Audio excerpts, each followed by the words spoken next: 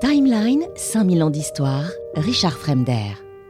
Vous dites on a vécu 30 ans dans la guerre, mais c'est pas une guerre comme on le connaît aujourd'hui, des bombardements tout le temps, tous les jours.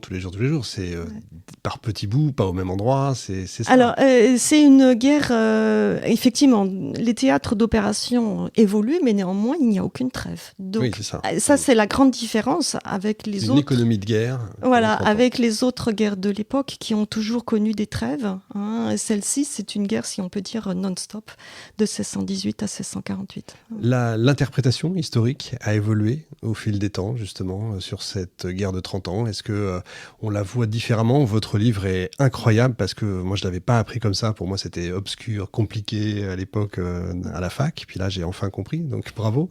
Merci. Ce n'était pas le cas des autres bouquins avant. Justement, est-ce qu'on apprend des nouvelles choses ? Est-ce que... Oui, même si vous regardez encore des écrits français, on vous dira pendant la guerre de 30 ans, l'empereur veut devenir empereur absolutiste comme le roi de France. Bon, c'est faux, hein, l'empereur est extrêmement attaché à ses devoirs. Hein, donc on pourrait dire que le regard qui est porté, disons, sur la vie politique allemande à l'époque est extrêmement nouveau. Ça, c'est clair. Du côté allemand, là aussi, on pourrait dire il y a eu un regard politique ou un regard national sur la guerre qui a déterminé le récit qu'on en a fait encore, même quasiment aujourd'hui. Hein. On scinde la guerre en 4 périodes qui sont conçues d'après la position de l'empereur, qui sont les belligérants qui s'opposent à l'empereur. Et avec cela, on délimite 4 périodes. Bon, c'est un regard national sur la guerre. Alors, comme je le disais, du côté français, là aussi, regard national, on pense que l'empereur était fasciné par la France. Bon, ça n'est pas vrai. Ça n'a rien à voir. On découvre toujours de nouvelles choses ? Oui, alors tout à fait. Et là, c'est aussi quelque chose de passionnant. Par exemple, en 2007... on est tombé par hasard lors d'un chantier dans le nord de l'Allemagne sur des faussements. Alors vous allez me dire, c'est un petit peu macabre, mais ça devient absolument passionnant parce que au tout début, on a pensé que c'était des squelettes de l'époque napoléonienne et puis on s'est tout de suite aperçu qu'ils étaient beaucoup plus anciens et de fait, c'est une fosse d'une grande bataille de la guerre de 30 ans, Wittstock, en 1636. Et c'est 88 squelettes complets plus 40, disons, séparés qui ont fait l'objet d'une recherche scientifique. Alors depuis en 2012, on a trouvé dans une autre ville près de Leipzig aussi d'autres ossements. Et alors on en a tiré des renseignements absolument considérables sur la vie des soldats, sur leur maladie, sur leur âge, leur origine. Alors je ne sais pas si ça vous intéresse, mais bien sûr, oui. on peut en dire plein de choses. Alors, ces squelettes, les méthodes qu'on peut dire isotopiques, alors je ne suis pas spécialiste, on montre qu'ils venaient, un certain nombre venaient d'Écosse. Voilà, parce que ce sont des mercenaires. L'Écosse est un réservoir de mercenaires, de même que la Suisse. On voit que les dents sont plutôt meilleures que les autres ossements de la même époque que l'on a dans des cimetières, par exemple de Berlin ou des environs de Berlin. Les civils avaient souvent, par exemple, les dents complètement râpées parce qu'ils mangent du pain de très mauvaise qualité. La meule, la pierre de meule est râpée et donc on a de la poussière de pierre dans le pain. Les soldats mangent moins de pain et mangent plus de viande. Donc mieux. Et ils sont mieux nourris, ils ont moins de scorbut, moins de carence en vitamine C, moins de carence en vitamine D.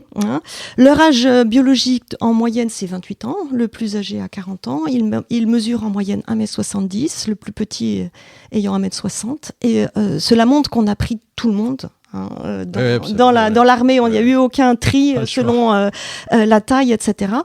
Ces soldats ont souvent commencé le combat en ayant des blessures précédentes à d'autres combats. Dans l'un, par exemple, on a trouvé une trace d'une balle de plomb déjà complètement décomposée qu'il avait eu d'un combat précédent. Un autre, on a pu montrer qu'il était déjà mutilé, il n'avait plus de bras droit. Donc c'est une armée vraiment de briques et de broc. Un combat qui est un duel. Il faut voir.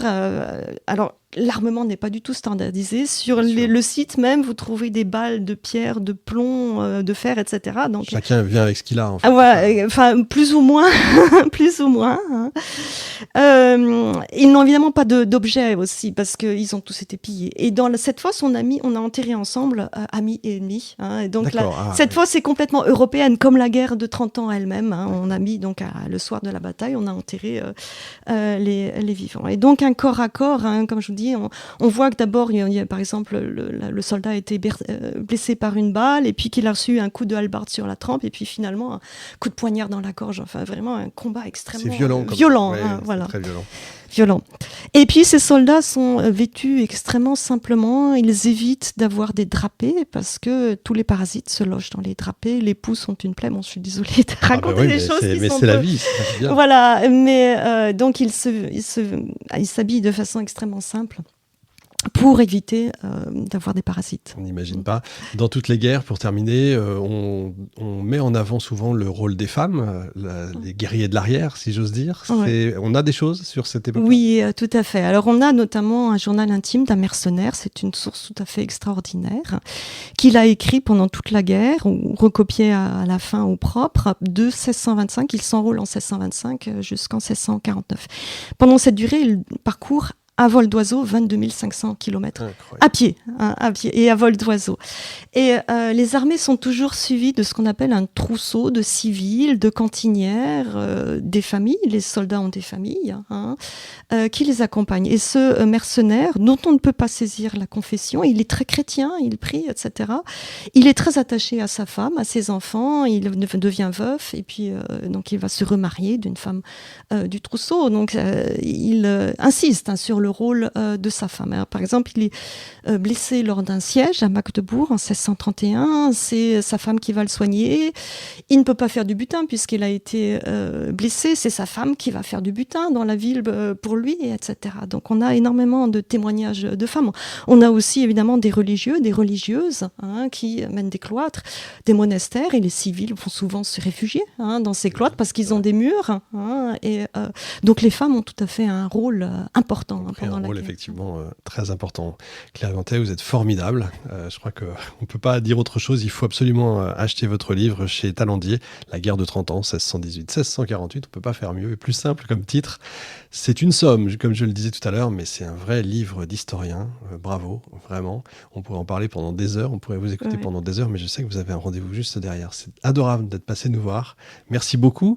Et puis à très bientôt. Vous êtes sur un prochain livre ? Un prochain livre, oui, j'en ai plusieurs, en cours, mais il y aura une biographie de Frédéric de Prusse. Très bien, écoutez, on attend ça avec plaisir et on vous accueille quand vous voulez. Merci beaucoup. Timeline, 5000 ans d'histoire, Richard Fremder.